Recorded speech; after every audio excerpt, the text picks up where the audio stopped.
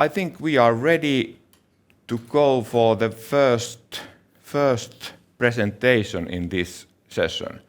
And I have truly a pleasure and honor to ask Mr. Georg Houben to have his presentation first. And Mr. Houben is working for EU Commission, Directorate General for Energy, DG Energy, and I would say so that if LUCIA project has given me a little bit spark of smart city issues, but after discussing with Mr. Houben, I felt that the real flair is there. So, Mr. Houben, I felt that you are exactly good, I would say the best smart city specialist to give us this presentation and combine straight away to the planet-saving issue, the climate neutrality, combining this to smart city issues, and then after your presentations, we go further. And for the audience back there behind your screens, now please take notes and ask tricky questions. We have now Mr. Houben from EU Commission, so this is the moment to ask the tricky questions. So I think, Mr. Houben, maybe you're ready, so I give the screen to you. Yeah, thank you very much. Good morning, everyone, and it's a pleasure to be here. And yeah, thanks for the flowers, Topi, for all this praise for my person and for smart cities. Now, I'm a smart cities enthusiast. I think I can say that. I work at the Directorate General for Energy at the European Commission for quite a while on this very issue. And lighting is indeed one of the areas which makes a smart city and also adds to livability, to sustainability, making cities a better place. So my presentation is going to give you a bit of an insight on the bigger picture. So I'm not going to be very specific on lighting, whereas I have to say upfront, this is part of the big ecosystem of a smart city. So let me start by simply going to the first slide. This one will give you also, after the conference, an overview of the topics I'm going to touch. So you can find your way through the slides and maybe look up something which you found very interesting.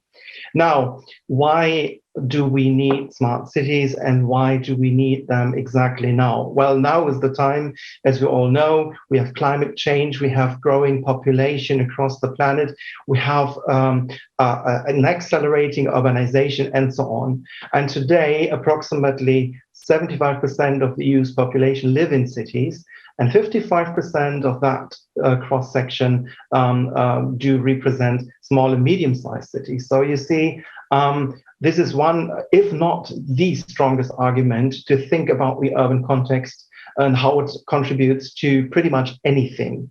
Then, of course, we have 85% approximately of the EU's GDP generated in cities. And then, needless to say, that cities deliver on all possible aspects of our lives. They deliver on jobs, growth, resilience, investments, innovation.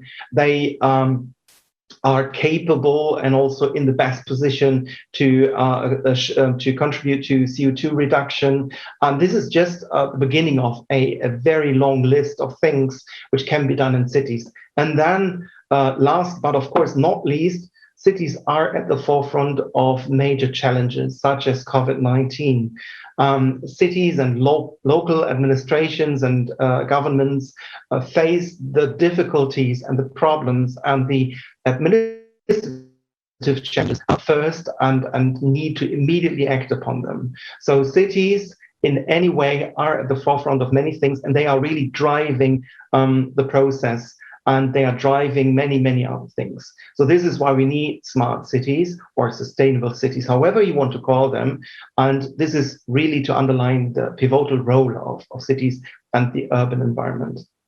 Now, how does smart cities relate to the, let's say, current biggest policy framework on becoming green and climate neutral, the Green Deal? Now, cities are complex spaces. They are really complex ecosystems, if you want. And so they really need an integrated approach, integrated action across sectors, levels, stakeholders. So really embracing the whole system. You will see that in cities it's not possible to just tackle energy issues without having a look at the digital dimension or mobility dimension or environmental dimension and so on. So cities are, again, highly complex and integrated spaces.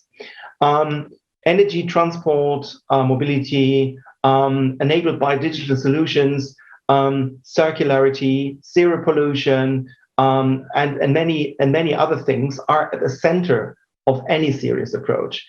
Just resonating on the first bullet, that cities are complex, are integrated. So you have to really look for many different aspects in order to make for a truly smart and livable city.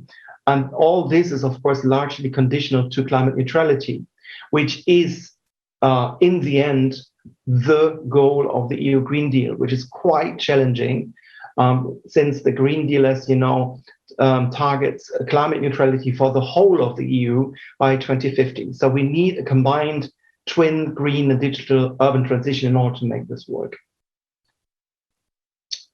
Now, what's the EU support to cities? No, there is a lot, I should say.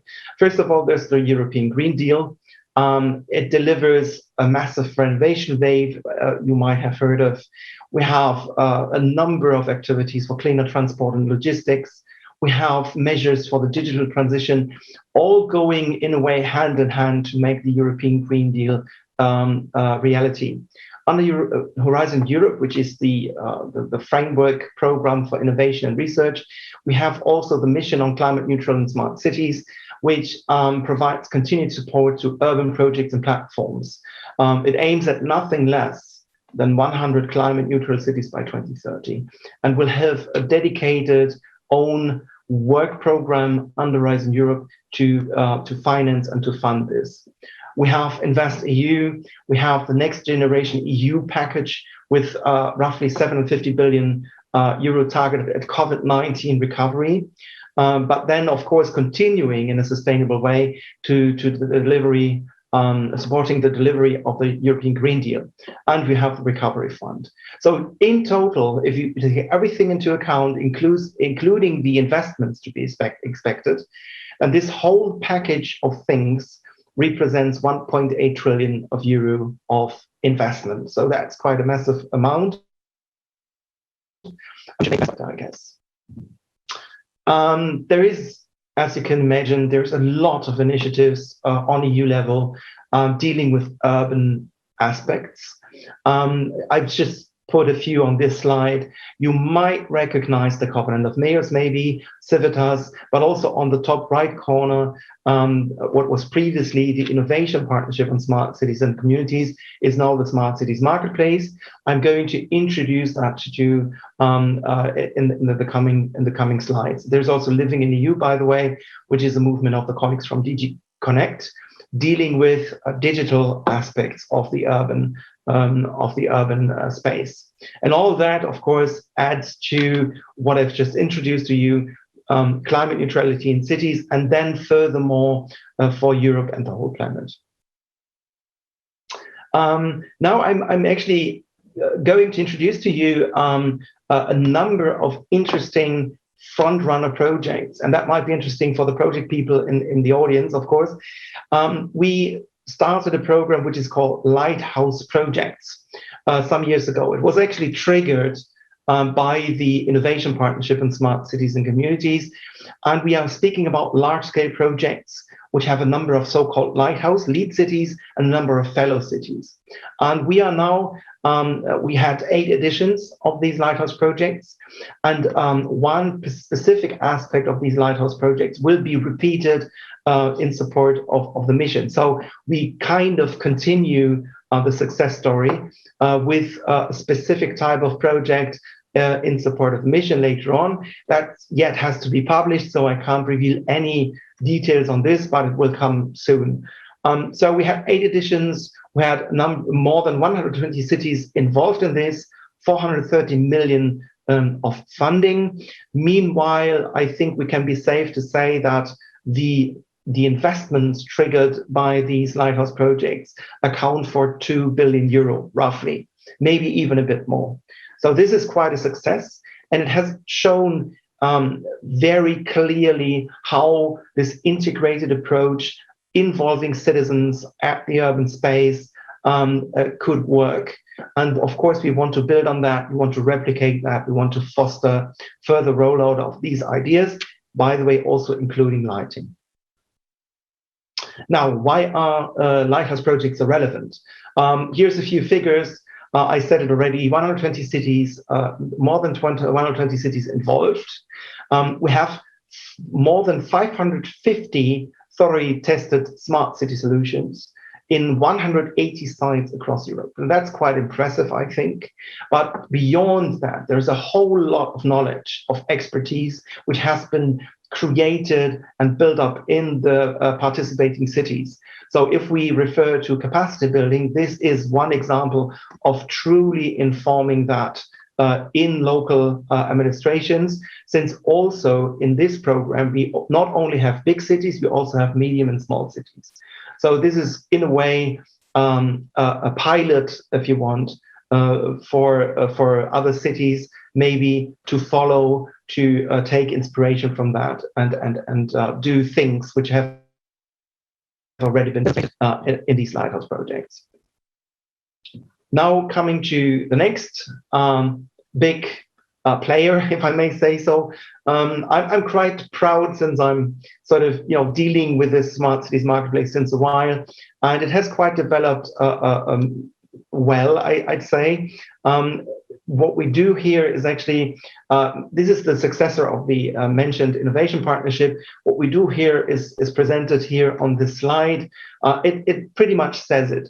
So we really want to help that smart city solutions and approaches and knowledge and let's purposeful knowledge actually is spread and is being picked up by interested stakeholders to actually drive the process of making cities climate neutral and smarter and more livable. So this is actually what the Smart Cities Marketplace aims for, and with a purpose, and that purpose is really engaging people, bringing them in. We currently have 6 action clusters and a number of initiatives which build on the direct contribution of partners to discuss, let's say, hot topics and to bring them into the phase of being implemented. So really developing them further, creating business models and project ideas from that, and then injecting them into the what we call matchmaking. And this is the next slide. The matchmaking is at the moment becoming the core of the Smart Cities Marketplace. Why is that? The matchmaking is an integrated process which aims at distributing, presenting, sharing purposefully knowledge which can lead or which should lead to the take-up, replication, and upscaling of existing projects. So essentially what we try to do here is create a market and push the market for these smart solutions. And this is done in 3 phases. Explore is pretty much what I explained before. This is presenting all the knowledge and expertise, the solutions, the lessons learned, the best practices, but also the stories in an integrated way on the Smart Cities Marketplace website, so that people can get inspired, can learn, and can start building their capacity. Once these project ideas emerge from the Explore phase, we help them shaping these project ideas into concrete plans, into concrete bankable project ideas, which can then, in the last phase, be presented to investors. We have a number of infrastructure investors and still growing the group of investors, of course, since we want to also cover other areas of the smart city context. Currently, this is typically energy, transport, and ICT, but this can, of course, be anything else. This could be specifically lighting, of course. This could be water and waste. This could be heating and cooling, and so on. So there's actually no limit. The more, the merrier, I should say, because also we want to share and contribute to the big flagship projects we are running at the moment on the EU level. Since we will not make the EU climate neutral with funding only. We need a massive amount of private investments. And this is where the Smart Cities Marketplace actually kicks in to help with that process and with that outreach. Currently, we have 130 projects, roughly. We have matched around 600 million euro with the interest of our investor network. And this is an ongoing exercise. We continue with that. And we'll also in the future seek for good project proposals and shape them into something which is bankable and attractive to our investors. And more info, of course, you will find at the URL below. This is it from my end for now, for today. But I'm, of course, very happy to answer questions and give more insight if needed and if possible. Thank you very much for your attention. And let's stay connected and wish you all the best for LUCIA and for what comes out of that great project. Thank you very much. Yes, thank you, Mr. Houben. That was really, I whispered to Heike also that this is interesting.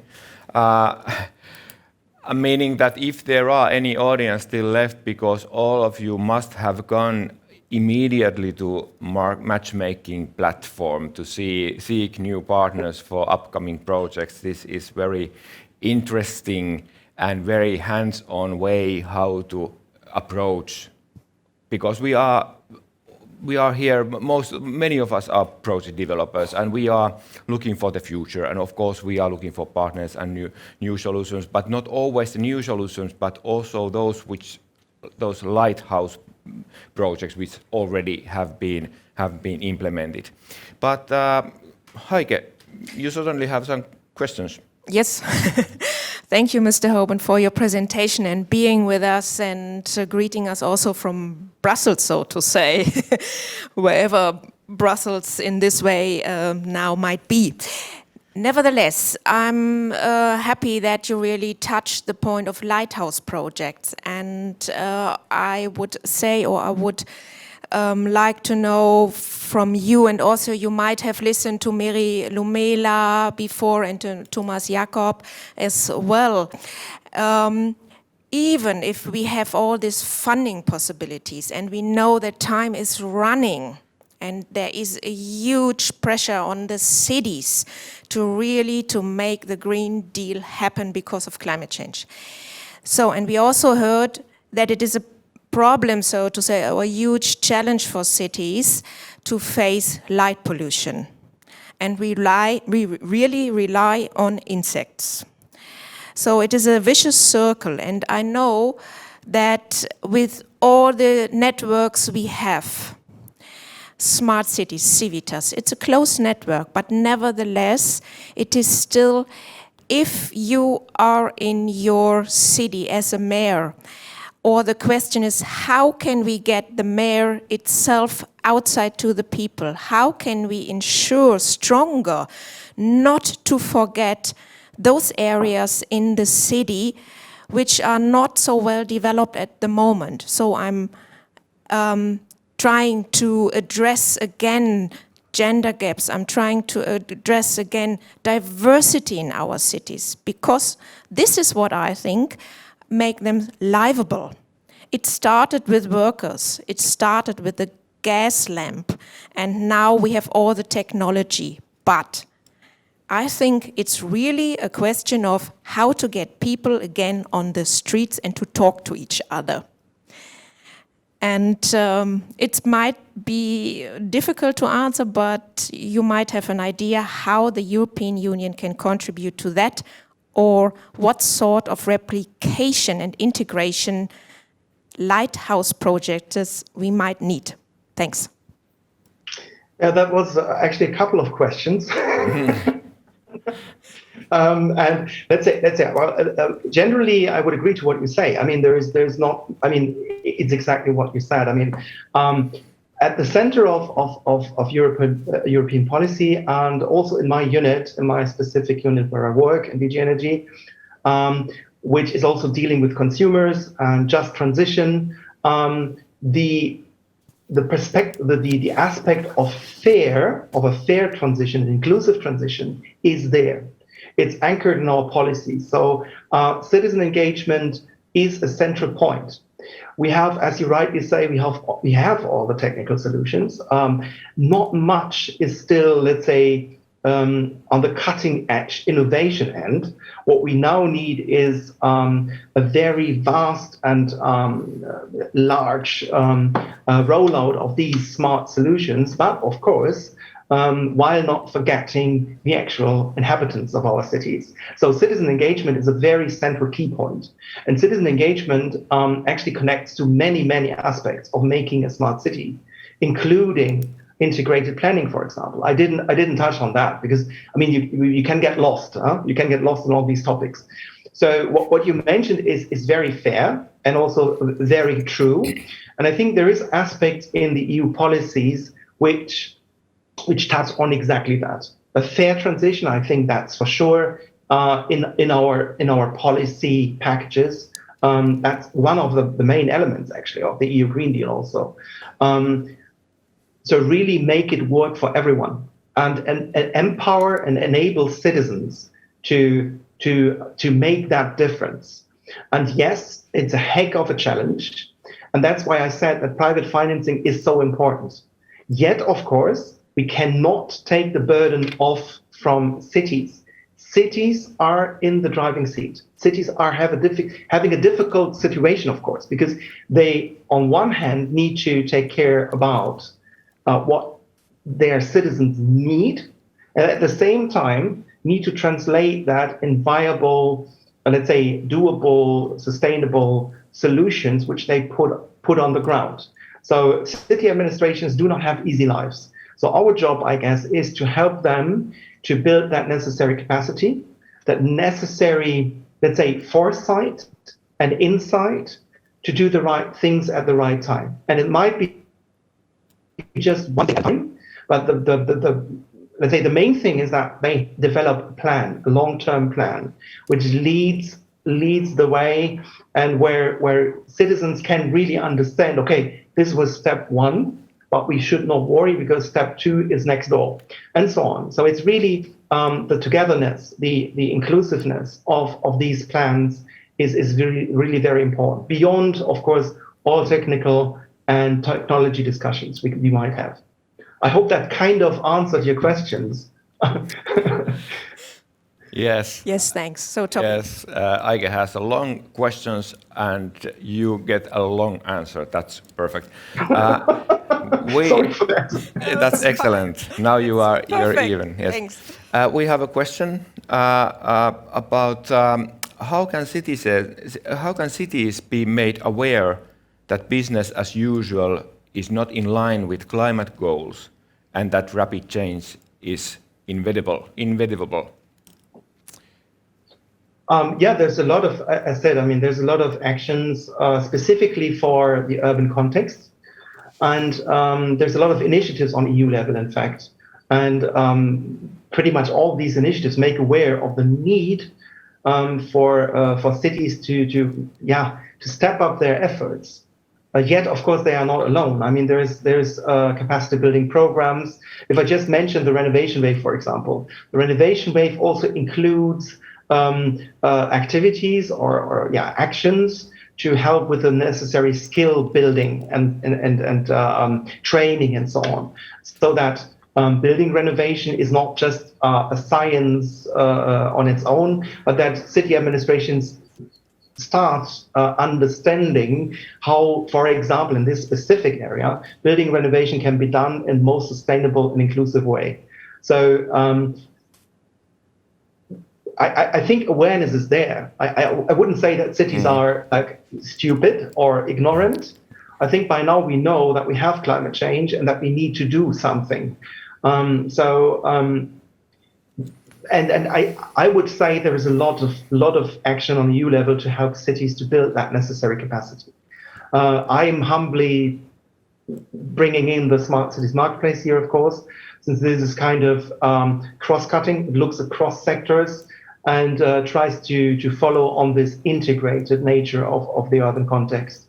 Whereas other EU initiatives are very, or rather specifically, are looking into a specific area. And let's say Smart Cities Marketplace is trying to sort of facilitate this cross-cutting, cross-fertilization of these areas among each other, so that city administrations find what they look for easily. Yes.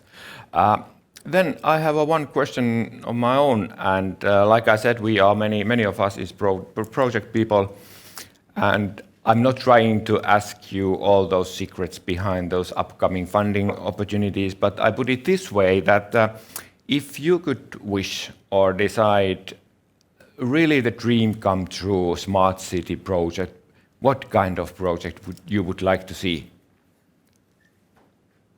Wow, yes. What is the dream come true? Well, okay. I think if there's one thing which kind of bonds all that together, it's climate neutrality. I think what the mission is going to do is trying to get closer to the ideal city, because it tries answering many of the challenges we have discussed already.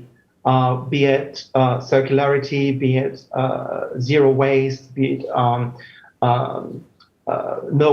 zero emission of greenhouse gases. All these things are combined in what we call climate city contracts, which is kind of the core of what the mission is looking at. So we will have a selection of cities which would sign such a contract.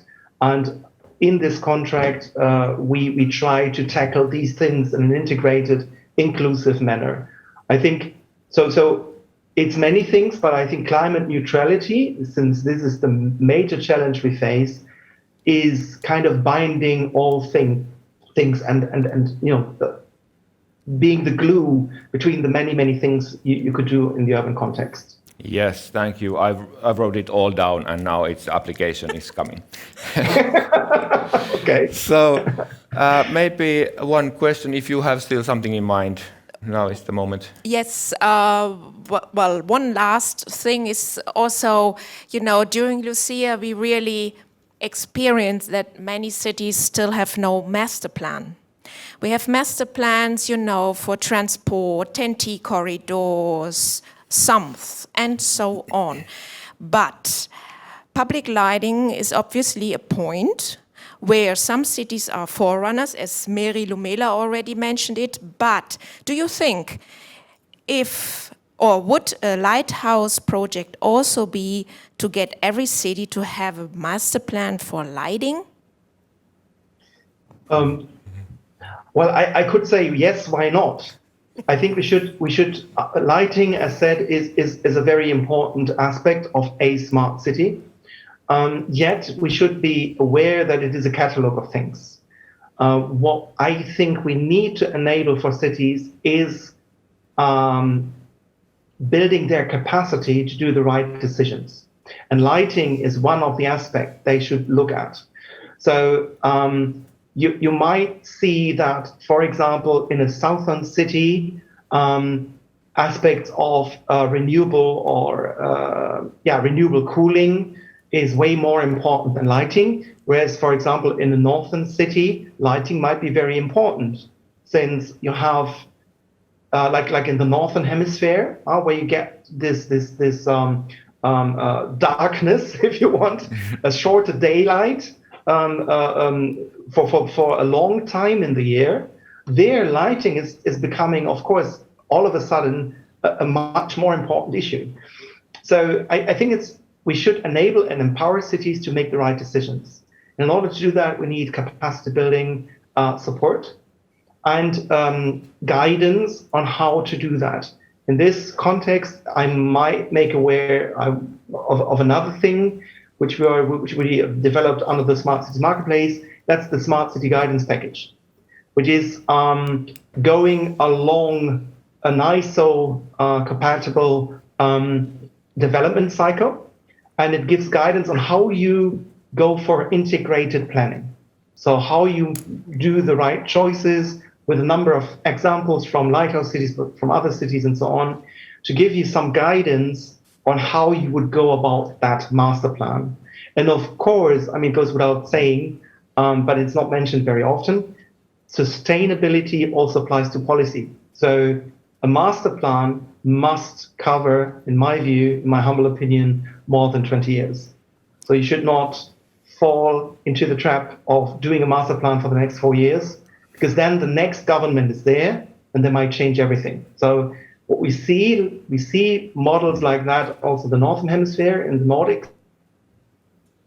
We have some examples of cities who followed this approach and designed a sustainable master plan, which is to be respected and supported by all parties and all political directions. This is actually sustainability translated also into policy. So it's quite important that you have this long-term view also, I should say. Yes, thank you. Yes, thank you for this statement. Yes. Wonderful.